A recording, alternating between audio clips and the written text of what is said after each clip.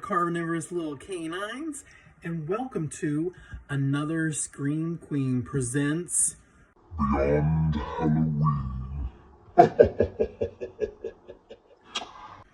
Okay, y'all, don't get too excited because this is not going to be a recurring event.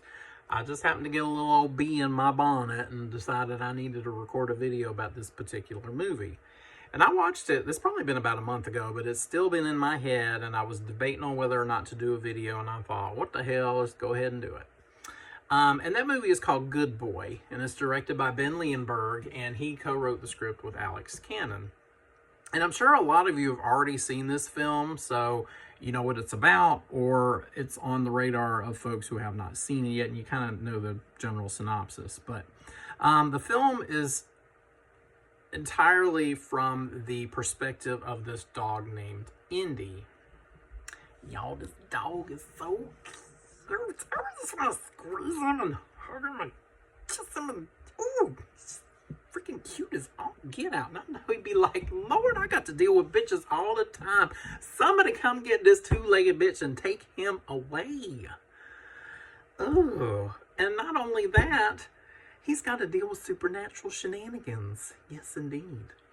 Because Indy is the star of this film. However, his owner, Shane, is not well. In fact, he has been diagnosed with terminal cancer.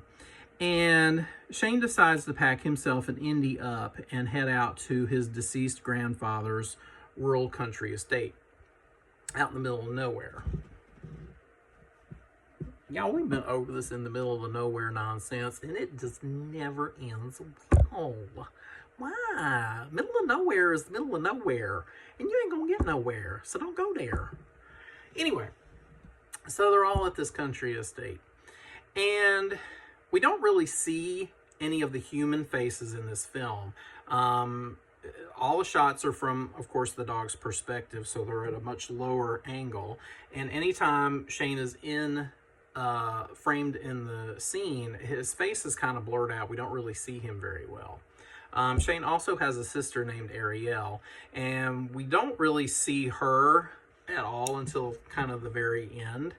And even in those other moments, we only hear her voice on the phone because she's constantly checking on Shane just to see how he's feeling, to make sure he's going to the doctor, he's taking his medications, if he's listening to all this medical advice.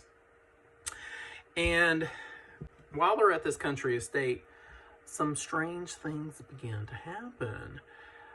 Indy starts noticing like shadows moving out of the corner of his eye, sounds, you know, that shouldn't really be there. And then as the film progresses, he starts seeing these like almost earth-caked, mud-covered figures. And the movie has some pretty harrowing moments in it, and there's actually a jump scare which totally caught me off guard. It's a very effective jump scare. But this movie wasn't quite what I was expecting it to be.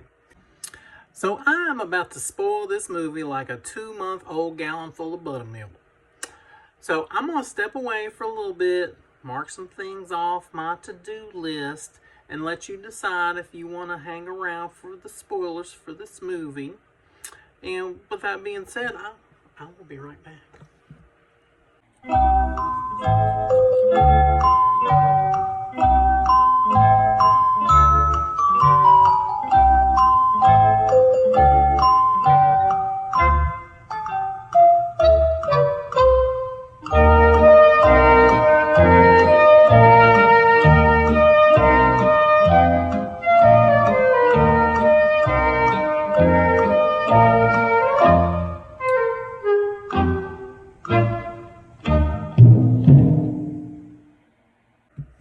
Whew, Lord, y'all, I cannot believe how much stuff I got done off that to-do list. Thank you.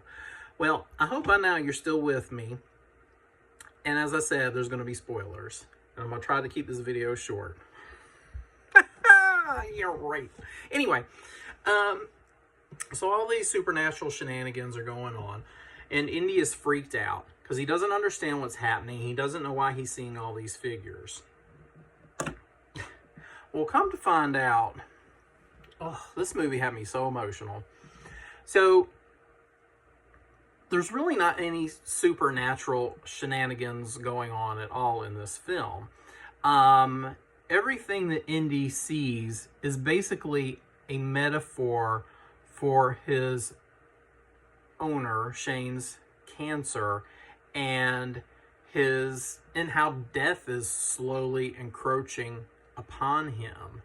And it's Indy as a dog, from his perspective, trying to process all of this, and how death is perceived as just the way he's seeing it, and so it comes across as this supernatural element. At least that's what I took from the film. I may be totally wrong, so somebody please let me know if I am, but that's what I got from it. And once I figured out what the whole premise was behind this film, I just was burdened by this awful sadness. Like, holy shit, I was not expecting this. Like, to me, it's technically not a horror movie, but you know I love a movie about grief, and this is just saturated in it. And in fact, there is a line that his owner says to him at the very end of the film, and I just burst into tears. Like, I was like, what the fuck, man? I was expecting some ghosties, and here I need to go get some therapy. But with that being said, the film is extraordinary. I mean, it's such a interesting concept, and I don't feel like anything like that has been done before.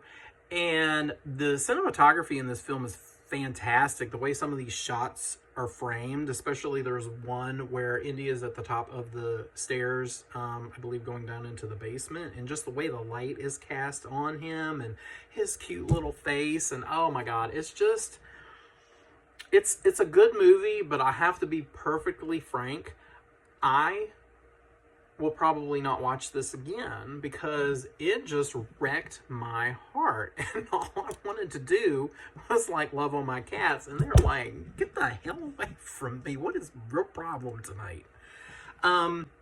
With that being said, though, I would give Good Boy 4 Pumpkins. It is a very unique film. It's very well told. It's very and it is suspenseful and creepy. So, with that being said, and until next time, whether you have a cat or a dog or a hamster or a gerbil or a pet parakeet, give them some extra love. Give them some extra treats. Here you go, buddy. Yeah. Because they deserve it.